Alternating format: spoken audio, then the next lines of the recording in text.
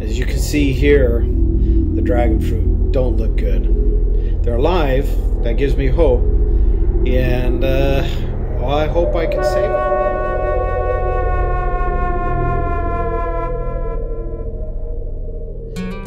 Hey folks, welcome back. It's good to have you back on my channel today. Well, today's the day we're going to save my dragon fruit.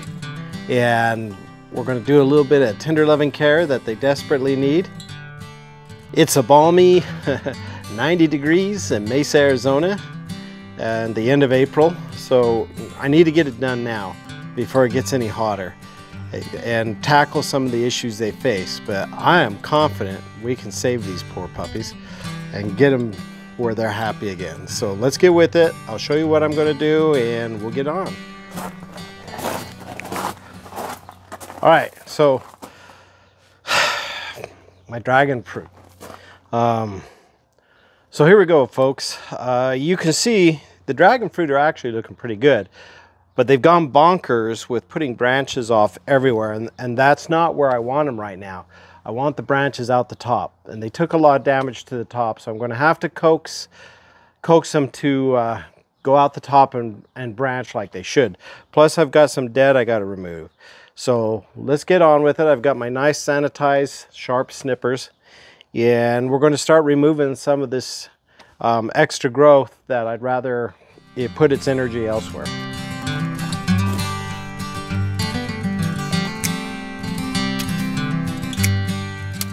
Now some of these, like these big ones, I might try and root those. Those are pretty good size, and I got to decide how I want to do that, but let's get some of these smaller ones off to begin with.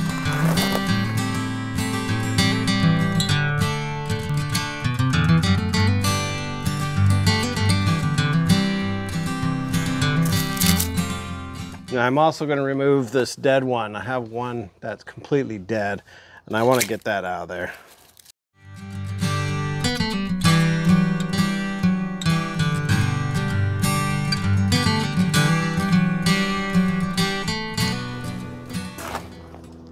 Okay, so yeah, I might try and root one of these to backfill that spot that is now, well, gone. I'm gonna take this one off here. That one's a pretty decent one right there.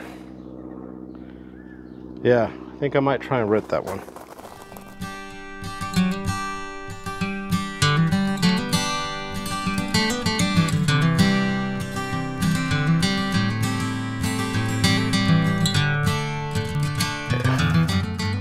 Now what to do about these? I'm half tempted to keep one and let it run up there with the others, but this is new for me, dragon fruit. You've been on my journey. I don't know if that's a wise idea or not. I don't know if I should keep one of those ones and just let it grow up through there. My gut feeling is no, because it's got a lot off the top. So I think it needs to put its energy there, and I need to figure out what to do about this stuff down here. All right, now that should let it put its energy into the top. Let's hope. Always scares me when I have to do this stuff. I'm definitely going to try and root some of these. So these ones here are going to try and get roots out of them. So some of this I'm just going to chuck because I'm afraid to compost it. One thing I want to look at is how the soil's doing. I'm going to wear my gloves because there's scorpions here. Hopefully none here, but overall,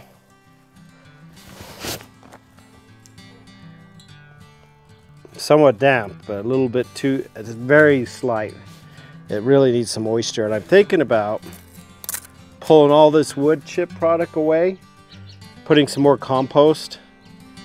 This wood chip product, this is cedar, which I don't think is a bad thing because it's cedar, but it also prevents the natural composting. It takes forever for cedar to compost.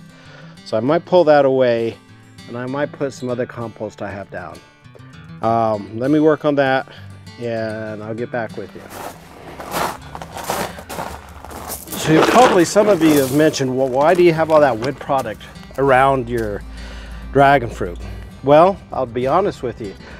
Here in about a month, it's going to get to 110, 115 degrees, 15% humidity, and it just sucks the moisture right out. I mean, really fast. And this stuff will just bake. It gets too hot on the roots. So the reason I put this wood product in the first place is because I need to protect the roots and keep the moisture in the soil. I'm just not convinced this cedar product is a good idea. One of the things I want to see happen is the fungus form in here that, oh, you smart people, you probably remember what it's called. I can't at the top of my mind. All I can think of is mitochondria, but I think that's probably from the Last of Us. We're not trying to grow zombies, so I can't remember what it's called. But it's the white stringers you see in the soil that the fungus used to communicate and distribute nutrition. Well, the cedar product is antifungal because it's cedar, and it takes forever for it to break down. So it looks nice initially. You can see just how much cedar product I had.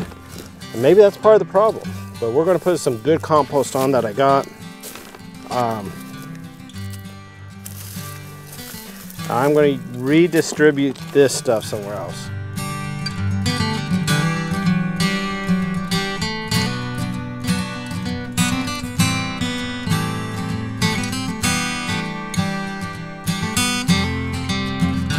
Also, this way is a good way for me to see underneath here where the soil's moisture and where it's not so moist. So I finished it up, and this is what it looks like now. That product you see that I put down, that's not cedar. What this is coconut husk. Yep, I've heard a lot of good about that, and I chose to use that to try and keep the moisture in. And as you can see, I didn't put it deep around the stem. I want to kind of keep that away from the stems, put it deep around. I also backfilled it with some really good compost before I put the coconut husk down. Now I would have showed you all that, but my camera overheated because it's hot. But yeah, looks much, much better. Much better. And so far, my dragon fruit seemed pretty healthy and happy, other than the issues that you saw. My big concern is when oh, look at that up there. I don't know if you can see that. It looks like I might have some cactus fungus. I'm gonna have to get something and treat that. But here's the other one. I did it as well. And it's even looking healthier. I still need to clean out the cedar and put some more compost down or some good dirt down, and then the coconut husk on top. But let me show you what that coconut husk looks like. So it's basically a compressed block, and you can see that's just one block. That's a quarter of it's been, I've decompressed, pulled it off, and you can see how much it is making. It'll fill up this wheelbarrow, one small block. And I use water to help it decompress, to come apart.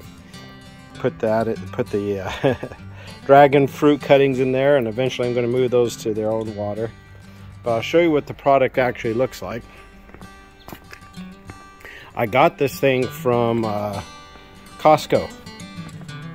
Now, like I said, they're not sponsoring me or anything like that. It's just a product I found at Costco. But yeah, looks really good.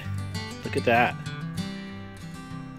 18 bucks, I think, is what it was for two of them. There's two in that pack. If you flip it, you can see there's two squares.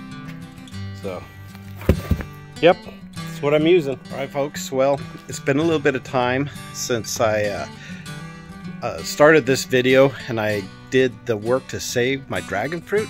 It's actually Memorial Day weekend, and I want to show you what's happened since I did that work, and I'm really very, very happy. I'm glad I did what I did. So let's take a look at it. So you can see That mulch I used, the coconut husk, has actually worked out very, very well. And overall, my dragon fruit are looking really healthy and happy. Much better. I still have some issues to deal with, but overall, they're looking much, much better. I do need to figure out some shade for them because the sun's going to be brutal on them here in a little bit. Unfortunately, my moringa tree I had in the middle between them did not make it. But I want to show you something else. You remember those cuttings I took from the branches coming off this dragon fruit? Let me show you what's happened with them. So here's those cuttings, and look at that, roots. I'm going to be putting these suckers in the ground pretty soon. Yeah, but they're all rooting and looking pretty good, like they're ready to go in the ground.